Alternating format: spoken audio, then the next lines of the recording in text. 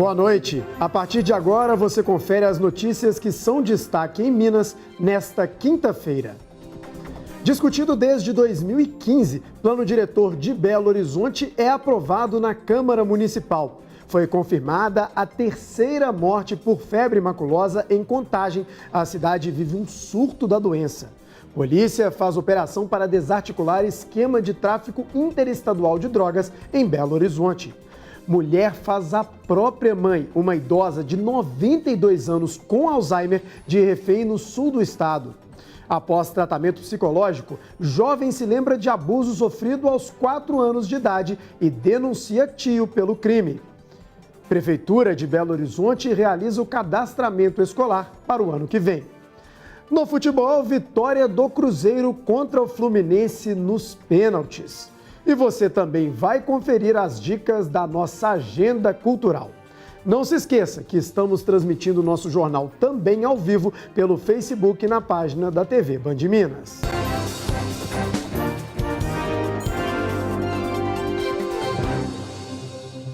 Sobe para 3 o número de mortes confirmadas por febre maculosa em Contagem, na Grande BH. Otacílio Muniz Santana, de 82 anos, teve a morte pela doença confirmada hoje. Ele era irmão das outras 2 vítimas que já tinham tido a morte confirmada.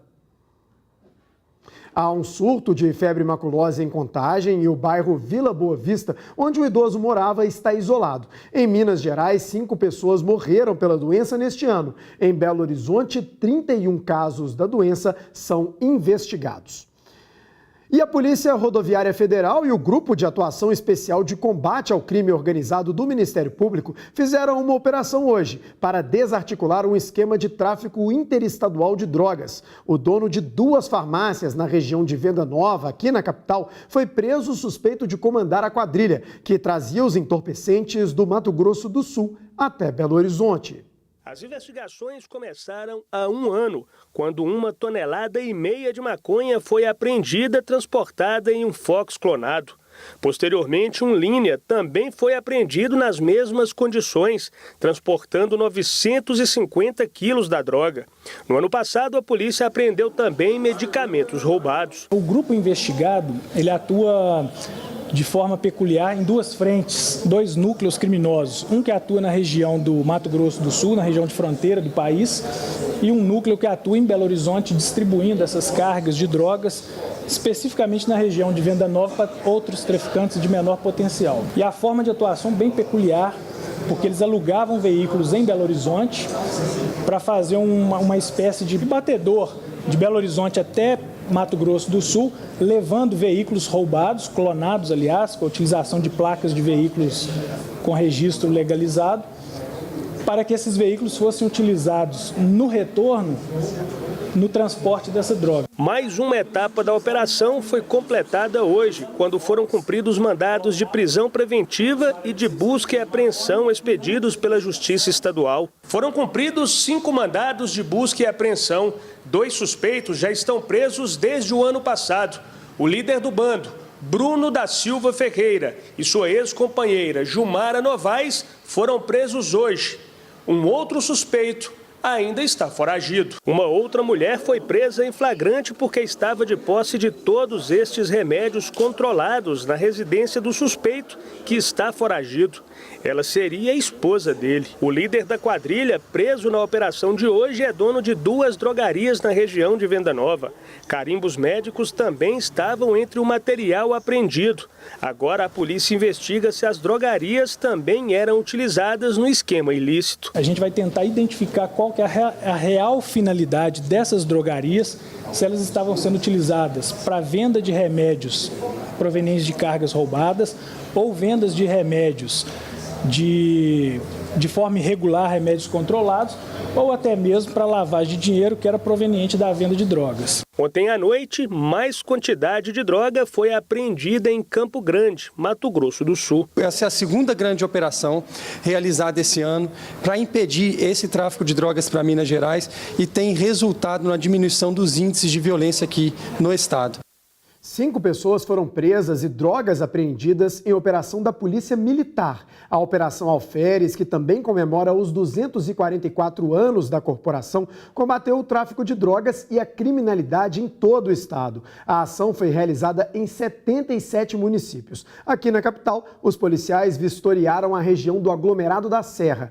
4 presos são suspeitos de roubo e 1 por porte ilegal de arma. Uma mulher que foi abusada pelo próprio tio há 26 anos, quando tinha apenas 4 anos de idade, ganhou na justiça uma medida protetiva. A jovem cresceu traumatizada e retomou a memória dos abusos após um tratamento mediado por psiquiatra, psicóloga e até hipnoterapeuta. Depois de se lembrar de tudo o que se passou com o familiar, resolveu denunciá-lo. A vítima ainda descobriu que a irmã e uma prima também foram abusadas pelo homem. Esta menininha de 4 anos na foto é a mulher que fez a denúncia e hoje não quer ser identificada. Ela conta que nessa época começou a sofrer os primeiros abusos sexuais por parte do tio, casado com a tia dela. Os abusos continuaram e foram frequentes até os 12 anos. O resultado disso é uma adulta que toma todos estes remédios para depressão e outros distúrbios psicológicos. A mente da criança, pelo que o psiquiatra me explicou, ela é programada de 0 aos 10 anos. E a minha foi isso, a vida inteira, a infância inteira eu sempre recebi alguma coisa em troca para estar fazendo algo em relação sexual. Na busca para descobrir o motivo da depressão e da bipolaridade diagnosticadas por médicos, ela fez um tratamento de regressão com especialistas na área. Aí veio a descoberta. No íntimo da memória estavam as lembranças dos abusos cometidos pelo tio. Você saber e foi diagnosticado, como eu tenho aqui, o médico diagnosticou que todo o problema que eu tenho mental é devido a esse abuso de infância, isso realmente para mim foi uma coisa que me destabilizou toda. Hoje a ciência já comprova que a maioria dos nossos comportamentos diários, eles vêm do nosso inconsciente, ou seja, do que eu elaborei na minha infância e na minha adolescência. Às vezes você passa por alguma coisa que te trouxe muito sofrimento e você não consegue lembrar. Após descobrir a razão de tudo, a vítima reuniu a família e descobriu que a irmã e uma prima também foram abusadas pelo tio. Elas procuraram a polícia. Ela, que até então ainda tinha uma boa convivência com o agressor, foi até ele com um gravador escondido e gravou a conversa onde ele assume tudo. Nossa, tia, vai tratar, você é doente mental. Vocês me chamam de doida, mas você que é um doente, você é um psicopata, você é um louco. Eu era. Era. Me curei. Curou quando? Eu sosseguei. Você foi estuprado quando você era novo? Não. Você ser tarada assim? Não. Então por que você fez isso comigo? Ué, não é eu que fiz com você, eu sei que fiz comigo. Eu que fiz com você? Eu tinha 3 anos, 4 anos, 5 anos, 6 anos. Até que ano que foi que você fez isso comigo? E eu que sou culpada? É. Mesmo os crimes tendo sido cometidos no final dos anos 80 e início dos anos 90, esta delegada esclarece que eles não prescreveram. A vítima, a partir dos 18 anos de idade dela, ou seja, a partir do momento que ela completou a maioridade civil, ela teve 20 anos para poder se reportar sobre os fatos, que foi o que aconteceu. Nesse prazo prescricional, ela relatou os fatos à polícia e, a partir de então, iniciou-se a investigação. O suspeito foi indiciado e o Ministério Público denunciou. Então, outros prazos prescricionais vão correr, mas esse risco da prescrição hoje é praticamente nulo. A polícia não descarta que o tio que abusou de 3 sobrinhas ao longo da infância tenha feito outras vítimas.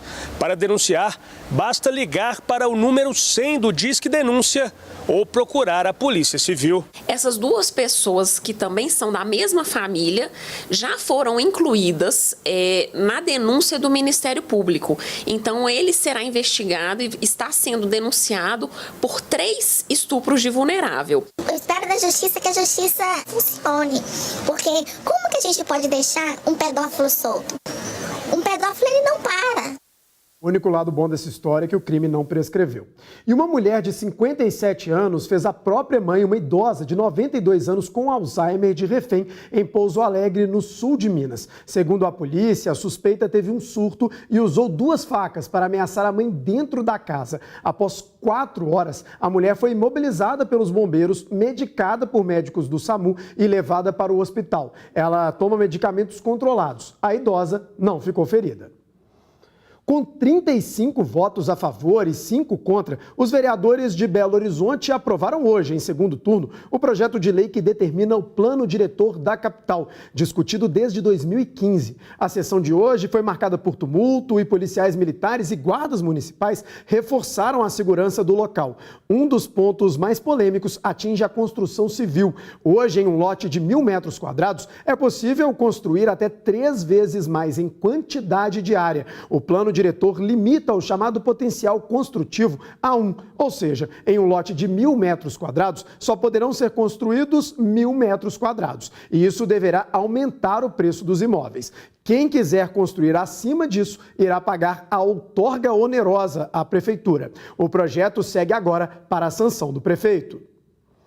O programa Mais Médicos vai contratar 2.000 profissionais para atuar em regiões carentes do Brasil e ocupar as vagas deixadas pelos médicos cubanos. Muitos médicos brasileiros que foram selecionados desistiram do trabalho por ser em lugares isolados. Com a saída de profissionais cubanos do programa Mais Médicos no final do ano passado, o Ministério da Saúde lançou um edital para preencher 8.000 vagas, prioritariamente com brasileiros. Mas muitos dos selecionados acabaram desistindo e as vagas permaneceram ociosas. Agora, um segundo edital tenta preencher estes postos de trabalho. O Mais Médicos tem 2.000 vagas em aberto em 790 cidades brasileiras. O salário oferecido é de quase R$12 mil por mês. Segundo o Ministério da Saúde, mais de 6 milhões de pessoas que vivem em áreas vulneráveis dependem do programa para ter atendimento médico. Os interessados podem se inscrever pela internet no site do programa, entre os dias 27 e 29 de maio. Tem prioridade na seleção os médicos formados em instituições brasileiras ou com diploma estrangeiro revalidado no Brasil. Em seguida, profissionais brasileiros formados e habilitados no exterior. E, por último, médicos estrangeiros formados e habilitados no exterior. A maior parte dos postos de trabalho está na região Nordeste. Os estados com mais vagas são Bahia, Ceará e Pernambuco. Marise saiu do Espírito Santo para trabalhar em Minas no programa Mais Médicos. Ela atende diariamente até 50 pacientes num posto onde faltam itens básicos. Aqui falta muito medicamento. O ventilador é meu, a impressora aqui é minha também. Quando eu vou fazer receituário, eu trago meu computador. A população é muito desassistida mesmo. Então, eu gosto disso, de poder ajudar. Depois do intervalo, tem o futebol. O Cruzeiro se classificou nos pênaltis no jogo contra o Fluminense. O trânsito na Avenida Cristiano Machado foi interditado hoje de tarde depois que um ônibus do MOVE pegou fogo. De acordo com a BH Trans, o trânsito precisou ser desviado. Não há informação de feridos e não se sabe a causa do incêndio. Agora o futebol. O Cruzeiro se classificou ontem à noite e segue na Copa do Brasil. A Raposa conseguiu a vaga nos pênaltis. As duas equipes precisavam da vitória, mas foi o Fluminense que começou mais ofensivo. Logo aos 6 minutos, Brenner divide bola com Dedé na linha de fundo. O jogo segue, mas quase 2 minutos depois, o árbitro de vídeo avisa o juiz que Dedé teria feito falta na área. Na cobrança do pênalti, Fábio defende, mas Luciano pega a sobra e marca. O Cruzeiro reclama a invasão e o VAR é usado novamente. Gol anulado e nova cobrança. Bola para um lado, goleiro para o outro. Fluminense 1-0. O jogo seguia truncado. As duas equipes erravam muitos passes. Os chutes a gol mal apareciam. Numa das poucas oportunidades, Luciano chuta e Fábio espalma para fora. Mas o melhor ainda estava por vir. As duas equipes voltaram diferentes do vestiário e dispostas a passarem para as quartas de final. O segundo tempo até parecia um outro jogo. Thiago Neves parecia ter voltado inspirado. Nesse lance, sem ângulo, ele chuta e a bola passa pelo gol de Agenor. Aos 13 minutos, Robinho cobra o escanteio. Dedé desvia. Ariel Cabral serve o meia, que não desperdiça. 1-1. 5 minutos depois, o mesmo Thiago Neves faz uma bela arrancada. Dá uma caneta no meio de campo e lança Pedro Rocha. O jogador é derrubado na área. Pênalti para o Cruzeiro. Sassá cobra no canto direito e Agenor defende. Outro lance na área e o árbitro de vídeo acusa outro pênalti. Dessa vez, Thiago Neves cobra e não desperdiça. 2-1. A partida fica emocionante e ganha essas duas belas defesas do goleiro Fábio. Mas a emoção mesmo viria no final. No último minuto de jogo, João Pedro faz essa pintura de bicicleta e leva a decisão para os pênaltis. Nas 3 primeiras cobranças, a bola insistia em não entrar. Lucas Silva e Romero desperdiçaram para o Cruzeiro. E pelo Fluminense, Paulo Henrique Ganso cobra no travessão. Mas Caio Henrique converte para o time carioca. Pedro Rocha faz para o Cruzeiro. João Pedro, o homem do golaço, para nas mãos de Fábio. Sassá, que perdeu um pênalti no tempo corrido, não erra e vira para o Cruzeiro. Gilberto acerta a trave. E Thiago Neves fecha a classificação cruzeirense, fazendo o terceiro da Raposa. É difícil chegar, né? 4 anos seguidos na quarta de final da Copa do Brasil, como o Cruzeiro está chegando. Precisávamos, de novo, voltar a jogar bem e aí ser merecedor de passar, né? Mas eu fico contente, o Cruzeiro está de volta. Daqui a pouco, às 8 horas da noite, o Atlético joga contra o Santos, em São Paulo. Começou o cadastro da educação infantil de Belo Horizonte para o ano de 2020. Todo o processo deve ser feito no site da Prefeitura, na internet. Yolanda tem apenas 3 meses, mas a mamãe, Daniele, já quer garantir a vaga da filha na rede pública de ensino infantil para o ano que vem. Até então ela está com 3 meses, mas eu já fazendo o cadastramento agora, eu já garanto a vaga dela para o ano que vem. E para mim vai ser melhor ainda, porque a partir de um ano, né, já começa a andar, já começa a descobrir as coisas. O processo deve ser feito pelo portal da Prefeitura de Belo Horizonte até o dia 5 de julho. Assim como Daniele, mamães, papais e também responsáveis devem ficar atentos ao prazo. As vagas são destinadas às crianças nascidas a partir do dia 1º de abril de 2014, que morem na capital mineira. Quem não tem acesso à internet pode ir às diretorias regionais de educação durante o horário de funcionamento para fazer uso do computador. Também nos fins de semana, nas escolas abertas. A gente oferece o acesso para que eles possam estar fazendo o cadastramento. E aí é só procurar a escola que vai ter um monitor para auxiliar o cadastramento. Uma das novidades deste ano no cadastramento é que gestantes também poderão preencher o formulário, uma demanda antiga. O sistema hoje está preparado para receber a gestante. Ela se cadastra com o próprio nome e como data de nascimento, ela coloca a data do dia em que ela realizar o cadastro. Depois que o neném crescer, ela desmamar, ela vai procurar a escola mais próxima, aquela que ela foi indicada para o atendimento e vai trocar, né, apresentando os documentos do bebê, ela vai trocar o cadastro dela mesma pelo cadastro da criança. De acordo com esta subsecretária do setor, as crianças cadastradas nas faixas de 3 anos a 5 anos terão vagas asseguradas para o ano que vem. Além da pré-escola, também podem se cadastrar crianças com idades entre 0 e 2 anos. Infelizmente, ainda não contemplou toda a cidade. Temos uma fila de espera de 2.500 crianças aproximadamente. Já tivemos de 37. Hoje temos uma fila de 2.500 ainda. Então, não é possível atender a todos. Atendemos prioritariamente 2, 1 e depois o berçário. Ainda segundo a subsecretária, alguns critérios serão levados em conta para quem perder o prazo do cadastramento. Quando tiver uma situação dessa, uma situação imprevisível e que, né, se justificar a impossibilidade da família ter feito o cadastro na época certa, ela terá uma forma de se cadastrar através da própria secretaria. A seguir tem as dicas da nossa agenda cultural. Opções para você que não quer ficar em casa no fim de semana. Logo que nasce, o bebê faz o teste do pezinho. O exame detecta 6 doenças que podem afetar o desenvolvimento da criança. No Dia Mundial do Exame, famílias pedem a ampliação do teste no SUS. Implantado no Brasil em 1994, a triagem metabólica neonatal, ou teste do pezinho, como ficou popularmente conhecido, é uma das principais formas de diagnosticar doenças que, quanto antes forem detectadas, maiores serão as chances de tratamento. Ele é feito do terceiro ao 5º dia e todos devem fazer, porque é um teste de triagem. Então, na prática, funciona assim, é uma coleta de sangue. Então é realizado no sangue. Então, quando o neném vai fazer só o teste do pezinho, a gente consegue coletar do pezinho mesmo, mas sangue no papel filtro. E pode ser coletado também na veia, quando é uma quantidade maior, quando a pessoa tem outros exames para fazer. Atualmente, o exame feito pelo Sistema Único de Saúde detecta apenas 6 doenças. Mas o teste feito de forma ampliada pode revelar mais de 50 patologias.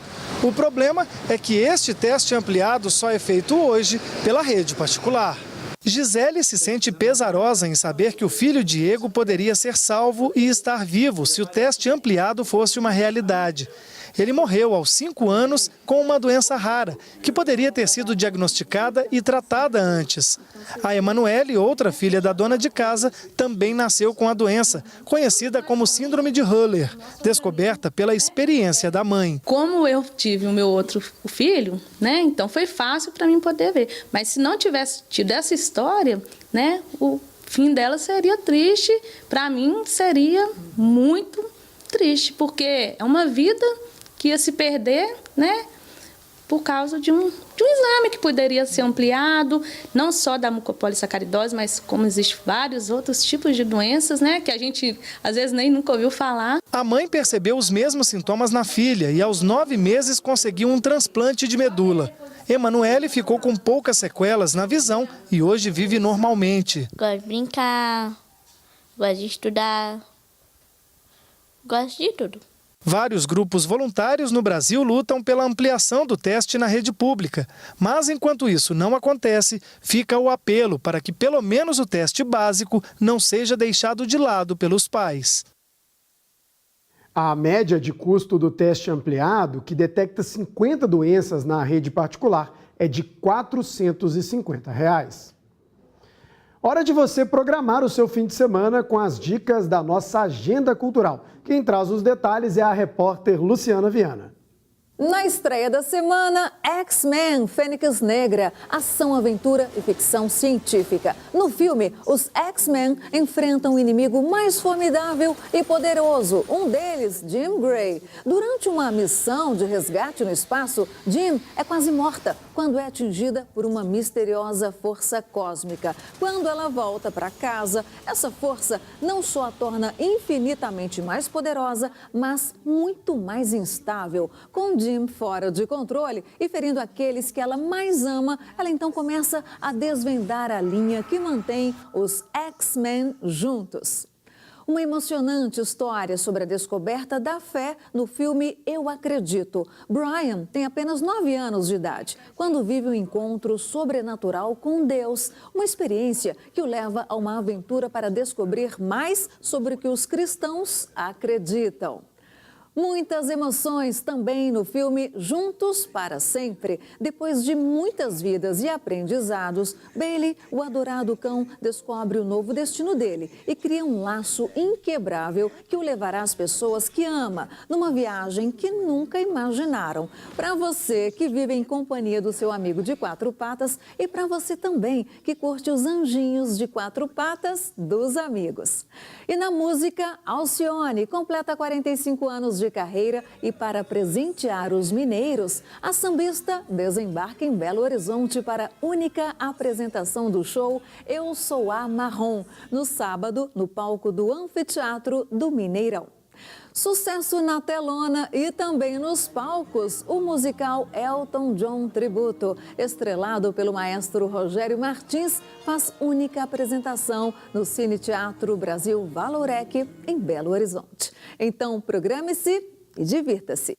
E tem mais uma dica, começa amanhã o Arraial de Belo Horizonte. Na programação do evento tem o tradicional concurso de quadrilha, vila gastronômica, concurso de pratos juninos durante 30 dias de festa. O festejo termina só no dia 7 de julho. Fique agora com o Jornal da Band. Uma boa noite e até amanhã.